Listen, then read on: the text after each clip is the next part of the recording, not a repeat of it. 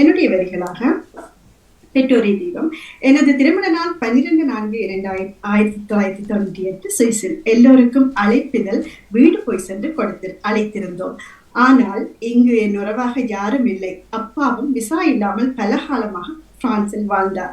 அப்பா என் திருமணத்திற்கு வர முடியாத நிலை இருந்தும் அப்பா என் திருமணத்திற்கு வந்திருந்தார். அப்பா என் திருமணத்தினை பார்க்க பிரான்சில் வசிக்கும் உறவுகள் தான் காரணம்.